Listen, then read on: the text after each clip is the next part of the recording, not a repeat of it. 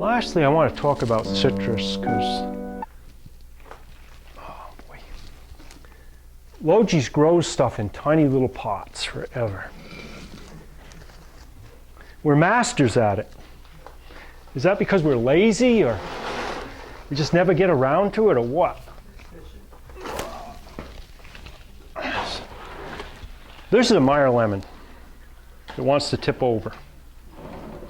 And citrus are really some of the greatest container plants that we can get our hands on just because they really do it, you know? I mean, this is not bad. What I've gone through today is really some of our more productive, there's other ones, but it's some of our more productive fruiting plants. But citrus as a whole tend to be very rewarding. And this is a Meyer Lemon. You can see the amount of fruit on it. It's on a hanger here. It's just been hanging around for years. It goes through its flowering cycle, usually in the springtime. But you have to remember that Meyer lemons, or the lemons and the limes are constant fruiting and flowering, pretty much. Your edibles like the kumquat, that's the Changshu kumquat, which is an exception, but kumquats, grapefruits, tangerines, oranges are much more seasonal.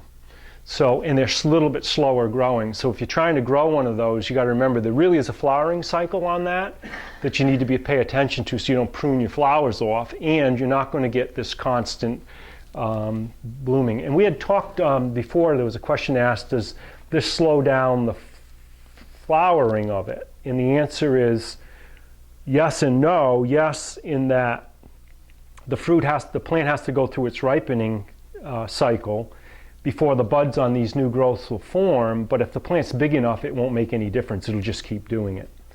On little plants, it actually slows it down. You'll get a flowering cycle, the fruit will sit there, it'll take all the strength out of it until it turns yellow. These are no longer taking any demand out of the plant because they're ripened.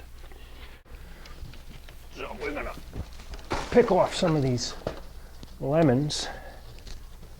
Meyer Lemon is actually not a lemon at all. It's actually a hybrid between a sour orange and a lemon. Anybody know the history of it? It was brought over probably in 1913 or something like that from China. Sun is the most important thing. And I always feel that when you're growing citrus in containers, it's better to keep them warm. Even though that plant can take it down below freezing. If you're, we've got quite a few people here, we got to get a lot of wedges going. If you're growing citrus in containers and it's cold, like we have them in the big greenhouse there, there's a potential for them to get root rot. If you grow them really warm, like we have did anybody take the tour today? Yeah, so in that begonia, we call it the begonia house, there's a block of citrus in there. It's a whole collection that's in there, and it's got bottom heat coming out of there. And those plants, we very seldom lose a plant in there. They'll go right through the wintertime, actively growing with active roots, and they dry out quickly. And the thing that kills citrus is root rot.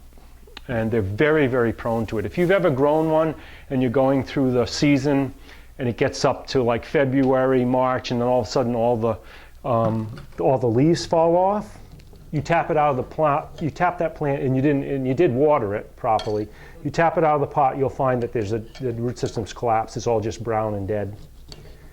And so the critical thing is to have warmth, which keeps the root system active. Usually those diseases do not affect the root system if it's 65 to 70 degree root zone, the temperatures at your roots. And always make sure that you bring them to a state of dryness between waterings.